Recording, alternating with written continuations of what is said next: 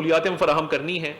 وہ ہوتی رہی ہیں اور ہوتی رہیں گی، اس میں کسی قسم کا نہ ایمبیگوٹی ہے نہ کوئی ابہام ہے، وہ کرتے آئے ہیں کرتے رہیں گے۔ اور یہ جو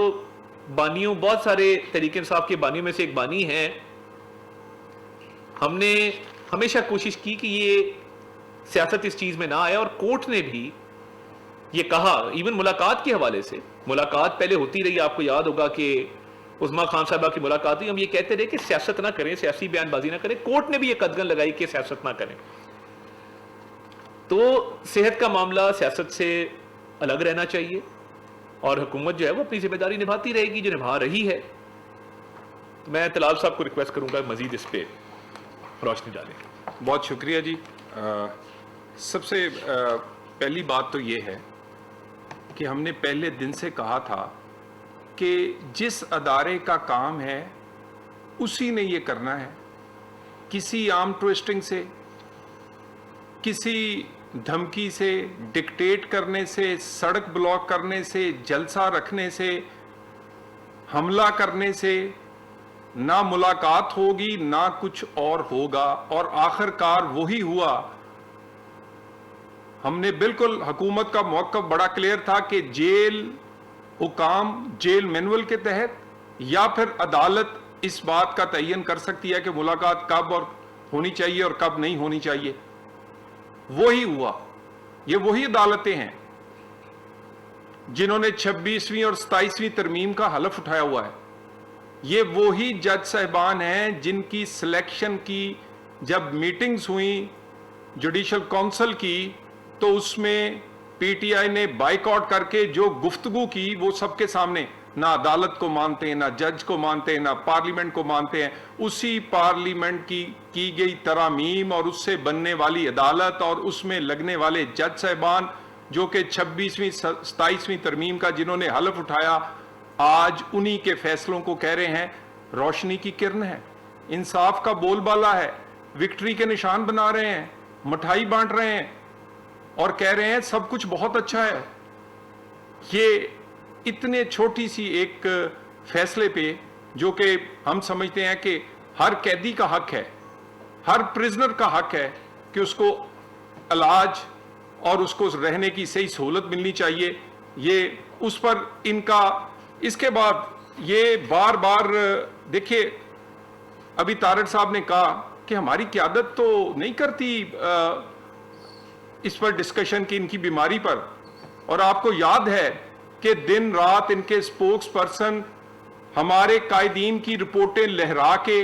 کہا کرتے تھے کہ یہ دیکھو اس میں فلاں چیز کم ہے کہ زیادہ ہے۔ یہ کوئی ایک ایگزامپل دے دیں، وزیر اعظم پاکستان سے لے کر ہمارے کسی سیاسی کارکن تک کہ کسی نے ان کی رپورٹس کو لہرائی ہوں یا پڑھ پڑھ کے بتایا ہو۔ ان کی کم ظرفی کا یہ عالم تھا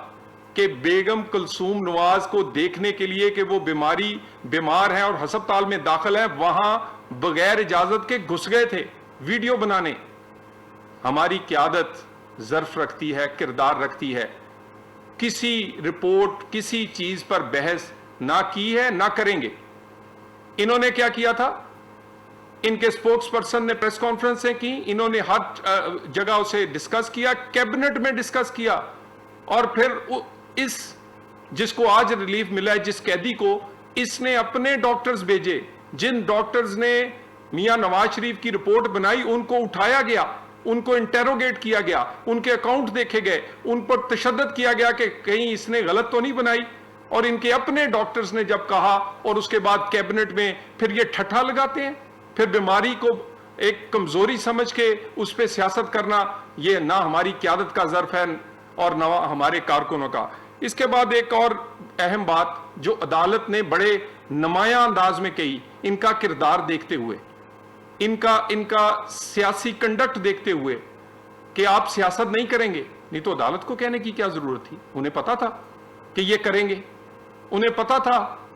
کہ اب ان کے پاس استعفوں کے بعد اسمبلیاں توڑنے، 26 نومبر 9 مئی سب کچھ کرنے کے بعد ایک ہی ہتھیار رہ گیا، ہمدردی کارڈ، میرے بچوں کو نہیں ملنے دیتے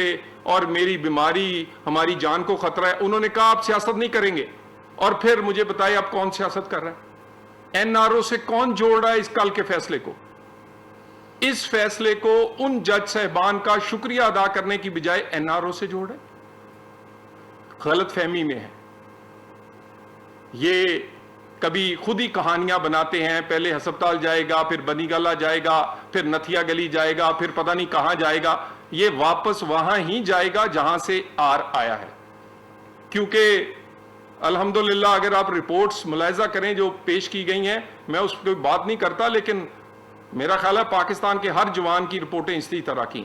باقی ہر ایک کا حق ہے۔ عدالت نے اگر فیور دی ہے تو اچھا کیا، تاکہ ان کی تسلی ہو سکے، ان کو بہانہ نہ ملے، یہ اس قیدی اس کی صحت پر اپنی سیاست اور اس کو ایجنڈا نہ بنائیں۔ ایجنڈا پاکستان میں اپنی حکمرانی کو کیوں نہیں بناتے؟ کیوں کے پی میں اپنی کارکردگی نہیں دکھاتے؟ کیوں نہیں بتاتے کہ 17 سال ہو گئے ہیں، 4 سی ایم بدل دیے ہیں، کیا دیا ہے؟ کیوں نہیں بتاتے کہ پاکستان کو آپ نے کیا دیا تھا؟ ایجنڈا ایسا بناتے ہیں کہ لوگوں کی ان کی پرفارمنس سے ہٹ جائے، اور اس کے بعد بار بار یہاں پر کچھ ہمارے ایسے ویلاگرز صاحبان ہیں جو ملک سے باہر بیٹھے ہیں، جن کا کام ہی اس پہ چلتا ہے کہ قیدی کی جان کو خطرہ ہے، وہ زندہ نہیں رہا، وہ پتہ نہیں کہاں چلا گیا، وہ کچھ دن سے جیل میں نہیں ہے، وہ اس طرح لگتا ہے جیسے اس کے بیڈ کے نیچے رہتے ہیں اس جیل کے اندر، اور کیونکہ ڈالر کمانے ہیں، جھوٹ بولیں گے، لوگوں کو ایسے سنسنی خیز باتیں کریں گے۔ وہ اس بات کو کہہ رہے ہیں کہ ترمیم کوئی کروائی جائے گی جس میں ووٹ چاہیے۔ پاکستان کے لیے، پاکستان کی لوگوں کو بہتر گورننس دینے کے لیے پاکستان کے ریاستی اداروں نے اور پاکستان کے سیاستدانوں نے بڑے بہترین فیصلے کیے ہیں، پہلے بھی، ماضی میں بھی، اور آئندہ بھی کریں گے۔ ہمارے ریاستوں میں ہمارے اداروں کے سربراہ کوئی منافق نہیں ہے، سارے لوگ بڑے کلیئر ہیں، سارے لوگ بڑے دیانتدار، اور ان کے سامنے ایک ہی چیز ہے، پاکستان اور پاکستان کے لوگوں کے مسائل کو حل کرنا۔ وزیر اعظم پاکستان اور باقی تمام اداروں کے سربراہ سب لوگ ایک اکٹھے مل کے کندھے سے کندھا ملا کر پاکستان کو مسائل سے نکال رہے ہیں۔ اس طرح کی باتیں کر کے، اپنے جذبات کا اظہار کر کے، اپنے آپ کسی نہ کسی طرح خود سے کہانیاں بنا کے، کبھی این آر او کی، کبھی ترمیم کی، آپ سیاست کر رہے ہیں اسی بیماری پہ۔ عدالت کے دیے گئے فیصلے پر آپ کل سے کر رہے ہیں، اس کی کہانیاں نہ بنائیں، کوئی کہانی نہیں اس کے پیچھے عدالت نے ایک ریلیف دیا،